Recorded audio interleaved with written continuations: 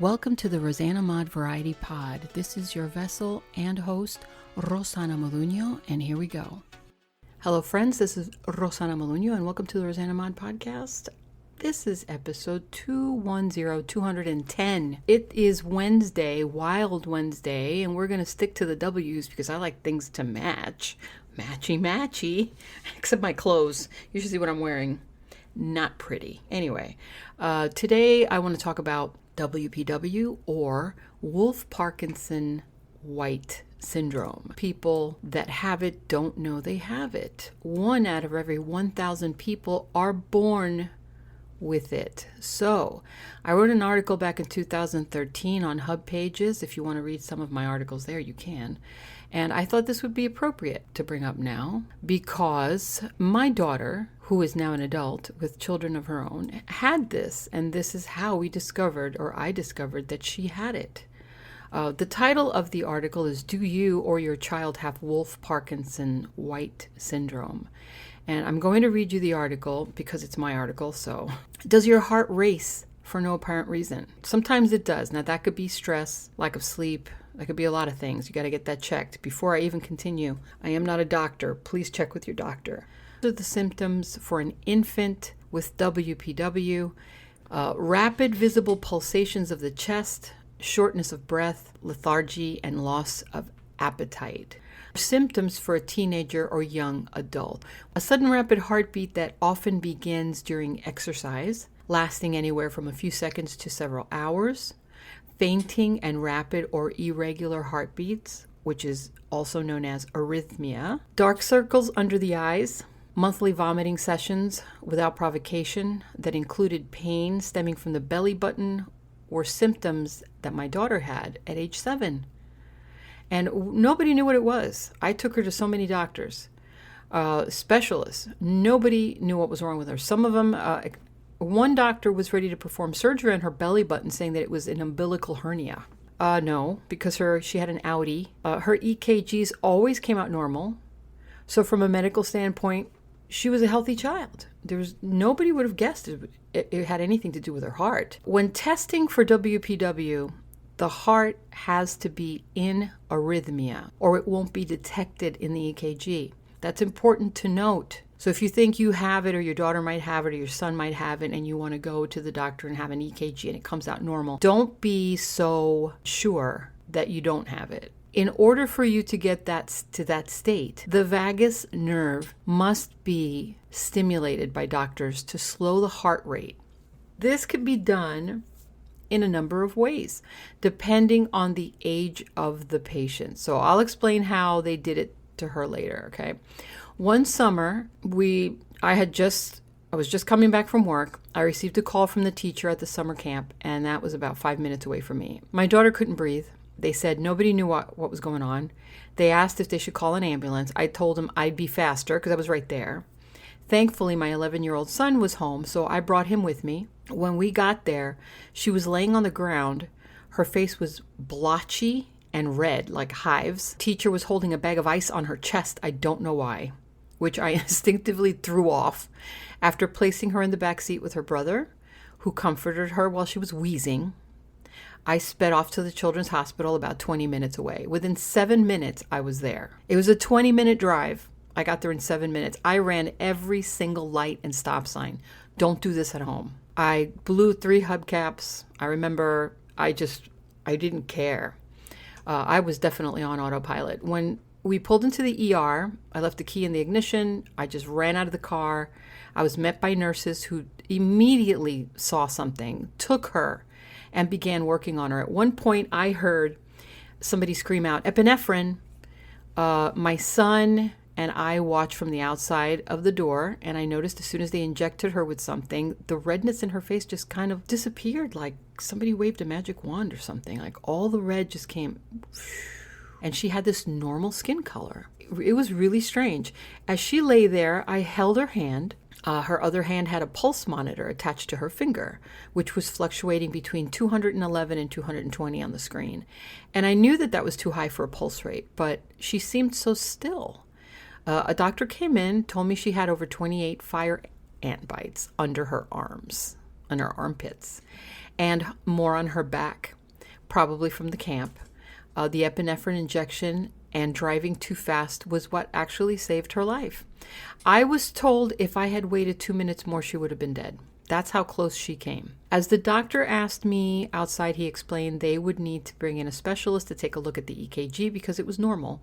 And that night, as she lay there, a cardiologist who just happened to be making his rounds in the children's hospital spoke to the nurses about what's going on over there with that girl. Talked to me about what happened, asked me some questions and said he was going to run some tests, one of which was placing ice over her eyeballs until she couldn't bear it anymore, to bring on arrhythmia while an EKG was being done. Call it divine intervention or luck. He was a WPW specialist, immediately recognized a pattern on the EKG, and he explained to me what it was, told me that he could treat it. He told me Wolff-Parkinson's White syndrome is a birth defect. It occurs 1 to 3 out of every 1,000 people born, many of whom have no idea they have it until it's too late. It's genetic. It is and should be caught earlier because in adults it could be fatal.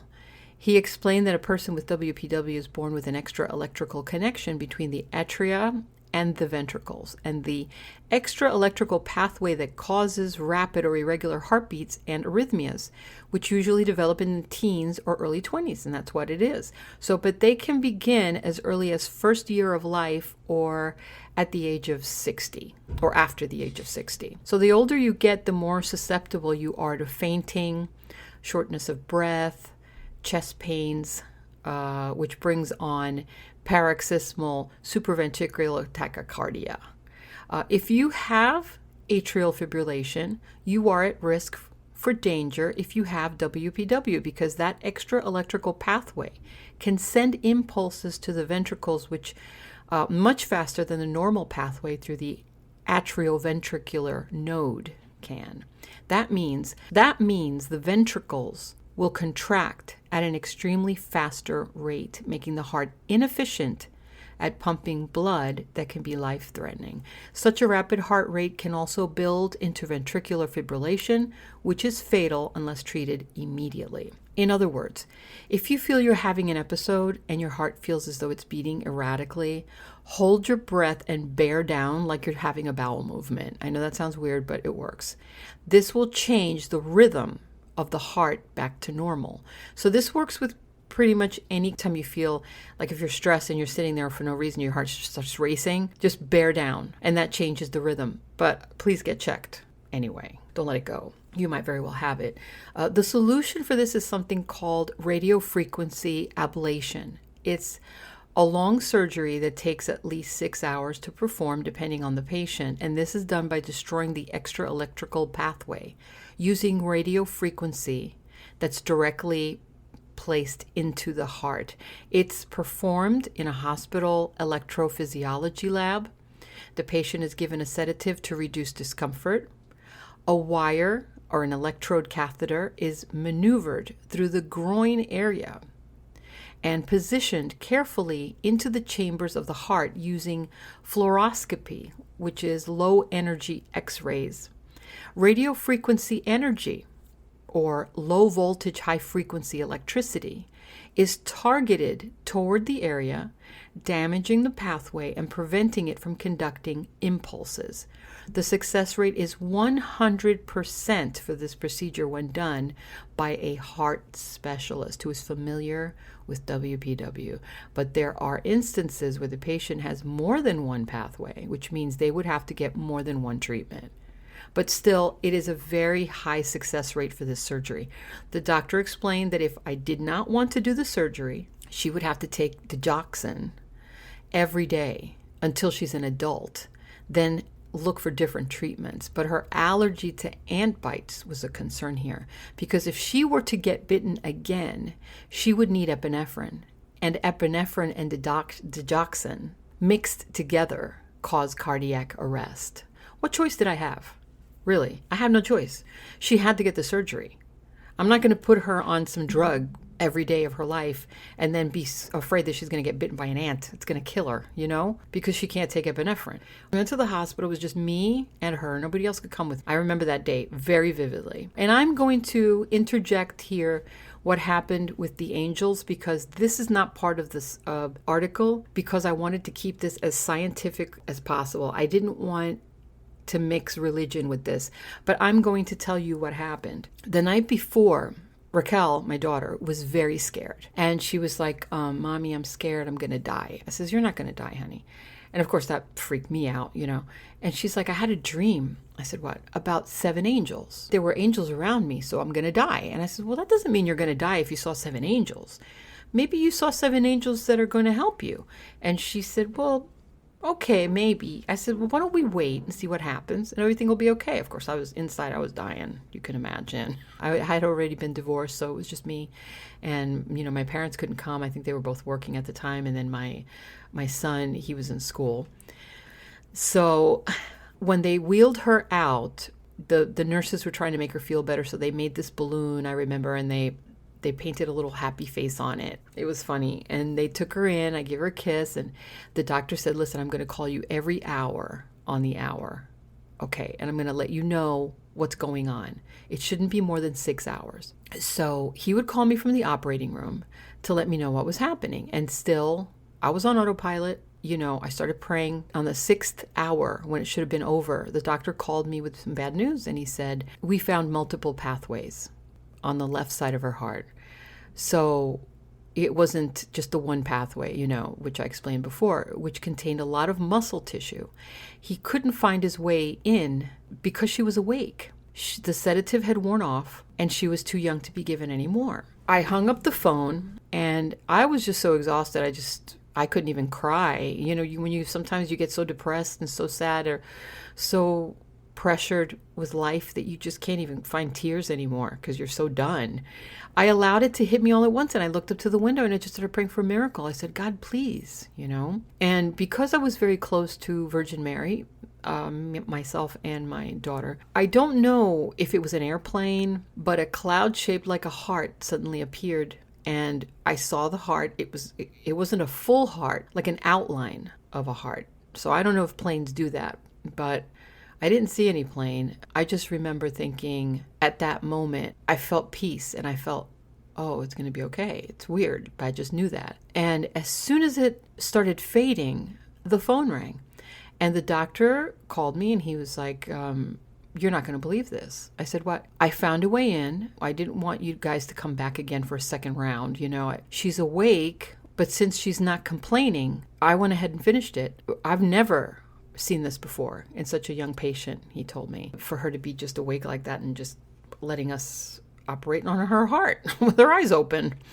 So another 2 hours later, she was wheeled in, sitting up. She wasn't even laying down. She was sitting up. And I remember the nurses looking at me like with their eyes wide open, like shaking their heads like, what is that? How is she doing this? They were all so surprised. They couldn't believe that this happened. It's like, we've never seen this before. It's very strange. Not a tear, smiling, completely cured.